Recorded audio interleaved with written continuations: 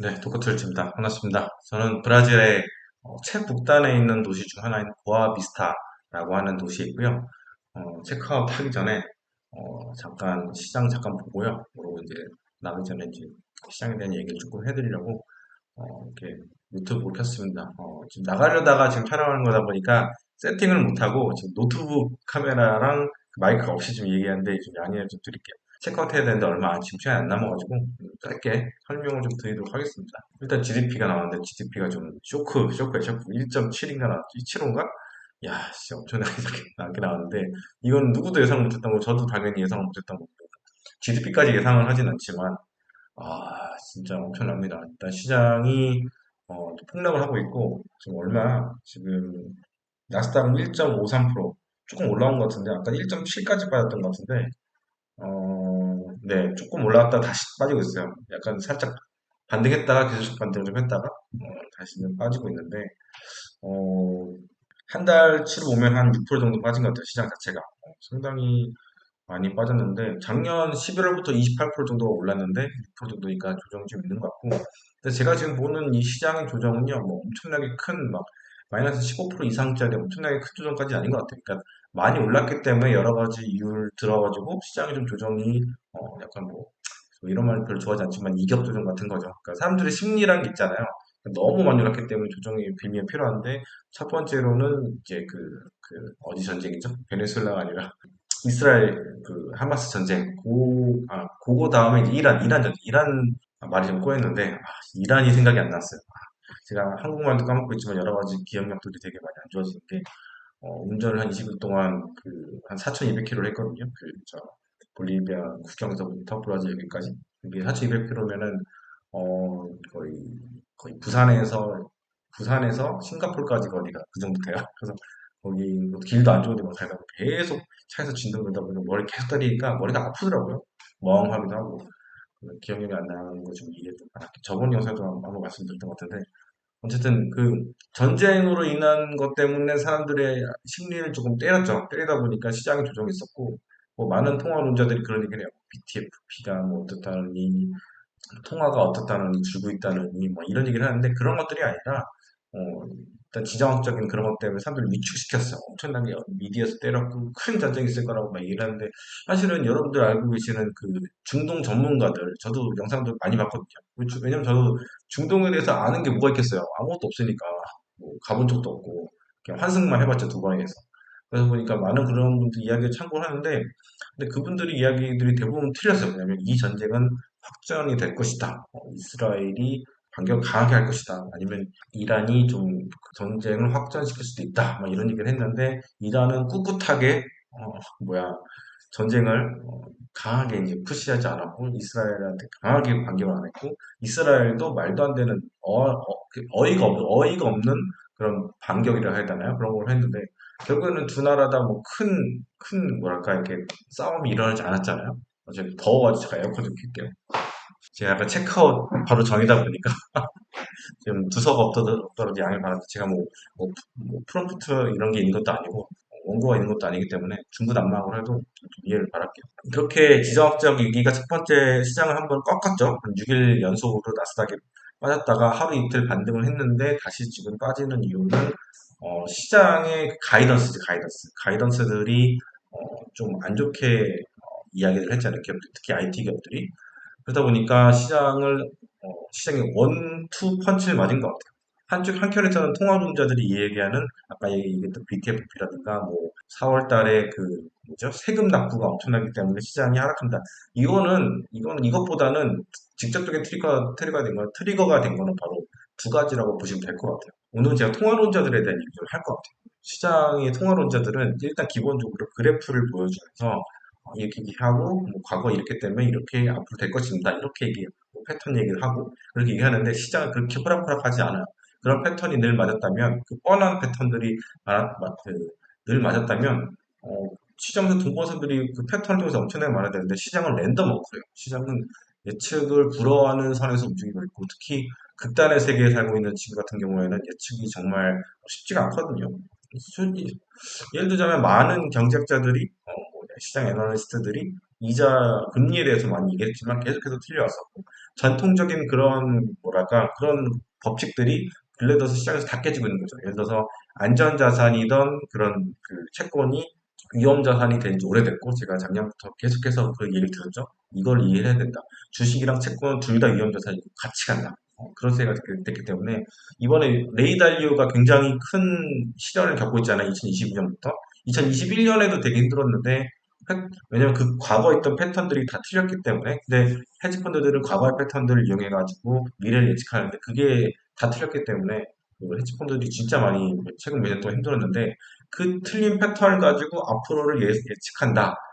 그렇게 하게 되면 안 됩니다. 지금 빅테크들의 그런 움직이라든가 그런 것들도 마찬가지고 그래서 많은 사람들이 그런 통화론자들의 그런 뭐랄까 이야기를 현혹이 돼요. 과거에 이랬으니까 앞으로도 이렇게 될 겁니다. 막 이렇게 얘기를 하는데 그거에 속으면 안 돼요. 그 전형적인 차트 맹신론자들이 하는 거랑 똑같습니다. 차트가 안 맞잖아요. 차트에 대해서는 제가 작년부터 계속해서 말씀을 드렸는데 틀려요, 틀려. 잘 틀립니다. 그리고 지금같이 그 HFT 그런 거 하이 프리퀀시 트레이딩이라든가 퀀트들이 이런 것들을 잘 깨고 간단 말이에요. 사람들이 뭐 차트 같은 걸 통해서 굉장히 그 트레이딩 많이 하기 때문에 이런 것들을 얘네들도 알고 있어요. 그래서 이거를 깨먹으려고 개인들을 털려먹으려고 하는 그런 프로세스들이 워낙 지금은 대세가 되고 있기 때문에 여러분들이 차트 갖고 하면 굉장히 잘 틀립니다. 오늘 일단 GDP가 굉장히 폭락했잖아요. 0.75. 예측이 누구도 맞추지 못한 완전 쇼크인데 우리가 이제 참 극단의 세계에 살고 있다는 얘기는 제가 작년, 재작년에 되게 많이 얘기했는데 늘 이제 최악의 상황을 좀 뭐랄까 가정을 해야 되는 것 같아요. 그리고 이런 시장에서 우리가 여우같이 막 이걸 잘 피해가지고 이렇게 해가지고 주식해가지고 성공하겠다 막 이런 거는 정말 어불성설이고 그런 이제 신의 아들들이나 신이나 신의 아들들 그런 존재들이나 가능한 것 같아요. 불과 며칠 전만 하더라도 미국 성장률 상향 막 이런 얘기가 나왔는데 어디였죠? 어디야? IMF였나? 세계은행이었나? 뭐 골드만삭스였나? 한 2.7% 상향 조정을 했는데 바로 폭락을 해봤잖아요. 1분기부터. 어떻게 맞춰요? 어떻게 이 시장을 여우같이 이렇게 싹 빠져나가면서 하겠어요? 저는 그래서 기본적으로 갖고 있던 저의 뷰는 그 경기 침체가 3분기 이후, 작년 3분기 이후부터 경기 침체와 고물가가 만나면 경제가 무너진다라는 뷰를 계속 갖고 있었던 거고, 3분기 이후면 4분기잖아요. 4분기부터 뭔가 이렇게 크래시가 올 것 같았는데, 안 되고 한 분기 좀 뒤쳐져서 1분기에 GDP의 크래시가 온 것 같아요. 미국이 지금까지 GDP가 서프라이즈가 나왔어요. 작년 4분기까지는 서프라이즈가 나왔었고, 그렇기 때문에 여러 이제 기관들이 미국의 1분기 GDP 그리고 2024년도 GDP를 상향 조정을 했습니다. 근데 걔네들도 하는 거 보면은 되게 웃겨. 1년에 한 5번, 6번, 7번씩 막 그 GDP 전망치를 계속 수정하잖아요. 이코노미스트들이 그 필요가 있나 싶을 정도로 정말 자주 틀리거든요. 그리고 저는 계속해서 작년부터 말씀드렸던 게 지금 나오고 있는 잘 나오고 있는 GDP는 뻥이다. 개뻥이다. 이렇게 얘기를 했어요. 왜냐면 정부가 계속해서 악을 쓰면서 돈을 풀고 바이든이 이제 재선을 하기 위해서 그리고 이민을 마구 받아들여서 GDP가 올라온 거다. 이 얘기는 뭐 파월이 했던 얘기니까 이거는 뭐 논란의 의심의 여지가 없는 말이고 그렇게 막 인위적으로 계속해서 부양을 했는데 이게 뭐랄까 이제 한계가 없는 거라면 좀 심각한 거죠. 일단은 2분기, 3분기에 더 안 나올 가능성이 굉장히 높은 거고 이게 GDP가 안 나온다는 거는 실업률하고도 연관이 되는 거거든요. 실업률이 안 좋아지는 거죠. 그러면 소비에 영향을 줄 수도 있는 거고 그러면 기업들 실적에도 영향을 줄 수 있는 겁니다. 이미 많은 지표들이 작년부터 실적이 안 좋아질 거고 가이던스가 조금 안 좋아질 거라는 얘기들을 그 도매나 소매 쪽에서 유통업체들이 많이 이야기를 했죠. 아마존이라든가 등등해서. 그리고 물가가 조금 높게 나왔잖아요. 물가가 높게 나왔다 하더라도 뭐 3%대 후반으로 계속해서 나오고 있고 이게 잘 이렇게 분석해서 보면은 상품 물가는 하락으로 지금 나오고 있는 상태고 오히려 디플레 마이너스가 된 상태예요. 왜냐면 사람들이 이제 주머니가 얇아지면서 공산품들을 더 이렇게 소비를 잘 못하는 거죠. 그리고 서비스 물가는 상승으로 떴어요. 돈이 없어도 밥을 사 먹어야 되니까 그런 서비스들을 받아야 되니까 레스토랑 가든 그냥 일반적인 식당을 가든 뭘 하든 간에 머리도 깎아야 되고 근데 오늘 이제 물가가 좀 높게 나왔거든요. 한 3시간 전에 나온 것 같은데 상품 물가는 하락으로 나왔고 디플레로 좀 나왔어요. 그리고 서비스 물가는 상승으로 나왔어요. 제가 2022년도에 그때 당시 인플레가 한 달에 뭐 9%씩, 8%씩, 7%씩 이렇게 나올 때 9% 중에 상품 물가는 5% 정도 기여를 하고 나머지 4% 정도는 서비스 물가라고 말씀을 드렸는데 지금 상품 물가는 인플레에 기여를 못하고 있죠. 왜냐하면 디플레로 나와 있으니까 오늘 나온 게. 그리고 서비스 물가만 지금에서 올라가고 있는 상황이에요. 그러니까 여러분들이 미국 가시면 쇼핑을 하셔도 돼요. 공산품, 옷 같은 거 사시면 딱 좋습니다. 아무튼 공산품 가격이 내려간 거는 그 공산품의 많은 부분들을 미국이 수입을 하잖아요. 중국에서부터 많이 수입하잖아요. 가장 큰 체인인 월마트에 있는 공산품의 45%가 중국산이고, 그렇죠? 뭐 요즘에는 멕시코에서도 많이 이제 수입을 한 것 같고. 근데 그런 거는 파월이 긴축을 한다고 해서 기준금리를 5.5%까지 올린다고 해서 이게 어, 가격이 움직이는 게 아니잖아요. 외부 외생 변수니까. 그렇기 때문에 이게 물가가 더 이상 못 올라가는 거는 연준으로서는 한 게 없다. 이렇게 얘기를 계속해서 드렸던 거고 오히려 지금 서비스 물가가 계속해서 물가를 올리는 데 있어서 계속해서 견인을 하고 있는 상황인데 이거는 지금 5.5%나 되는 기준금리를 전인 미답의 고지까지도 올렸는데 불구하고 못 잡고 있는 거예요. 못 잡고 있는 거고 그리고 이제 작년 12월부터 연준이 이제 파월이 너무 빨리 그 비둘기적인 그런 정책 그런 뭐랄까 그렇다 보니까 그때부터 더 꿈틀대기 시작을 했던 거고 그러니까 이번 사이클에서 파월은 정말 잘한 게 하나도 없는 것 같아요. 상품 수지는 그렇다 쳐도 서비스 물가 올라간 거를 하나도 못 잡았어요. 오히려 고금리라는 거 제가 여러 번 말씀드렸잖아요. 고금리라는 거는 이자 비용이잖아요. 이자 비용이 엄청나게 늘었고 두세 배씩 늘은 거잖아요. 지금 뭐 그 20년물, 30년물 모기지 같은 거 집 한 채 살려면은 금리가 7.3%거든요. 이 얘기는 뭐냐면 13년 정도가 되면 집 한 채를 살 수 있는 금액을 이자로 낼 거거든요. 그러니까 엄청난 거예요. 그러니까 사람들이 지금 집을 못 사. 너무 이자 금리가 높으니까 7.25%, 3.5%막 이러니까. 저희 사촌 누나가 이번에 집을 샀다고 제가 말씀드렸죠. 시애틀에 계신 사촌 누나가. 어쩔 수 없이 아이들의 진학 때문에 사는 수요, 아니면 결혼하는 수요, 아니면은 뭐 이직이라든가 이동 때문에 집을 구해야 되는 그런 수요들 때문에 집을 사긴 사야 되는 사람이 있어요. 어쩔 수 없이 피치 못하게. 그런 사람들이 집을 사는데 나머지 사람들은 집을 못 사고 있어요. 예를 들어서 또 집을 투기 수요, 그 투자 수요로 사시는 분들 굉장히 많잖아요. 우리나라 같은 경우에도 서울의 집의 그 40%는 뭐 갭 투자라든가 그런 투자 수요로 인한 이런 수요들이 미국에서 지금 못 움직이고 있어요. 그래서 그 근래 들어서 집값이 좀 올랐다, 꿈틀댄다 얘기하는데 그거는 피치 못한 사람들이 조금 조금 사는 거. 그래서 피크 때에 비해서 미국 그 주택 거래가 10분의 1 정도로 줄어져 있는 상태, 10분의 1, 마이너스 90%입니다. 그러니까 지금 집값이 올라온 거는 정말 무의미한 거고, 많은 사람들이 지금 집값 조금 올라온 거 가지고, 이제 턴하고 반등하고 바닥 다시는 거 아니냐, 이런 얘기 하는데, 아, 그게 아니라는 거를 계속해서 말씀드리는데, 뭐, 언론에서 계속해서 그거를, 뭐, 그리고 또 그, 여러 뭐 패널이라든가 전문가라는 사람들이 이제 바닥 쳤다 막 이렇게 얘기하니까 저는 할 말이 없는데 정말 피치 못한 사람들의 그런 움직임이기 때문에 여러분들이 그걸 잘 구분을 해야 돼요. 아무튼 간에 이런 고금리가 이자 비용이 되기 때문에 이자 비용이 전체적인 물가를 올리는 데 기여하는 거예요. 유가가 전체적인 비용을 올리는 것처럼 왜냐면 유가가 공산품이라든가 뭐 서비스라든가 뭐 유통이라든가 모든 곳에 다 영향을 주잖아요. 전기세도 마찬가지고. 그거랑 똑같은 거죠. 그래서 어떻게 보면 이자 비용만 파월이 지난 3년 동안 계속해서 올려가지고 물가를 견인하는 걸 수도 있겠다. 그 얘기 제가 작년에도 들었던 거고 여러 차례 들었고 지금도 다시 말씀을 드릴 수가 있는 거죠. 그리고 하는 총재가 막 이런 얘기 했다고 하더라고요. 완전 실언이에요, 실언.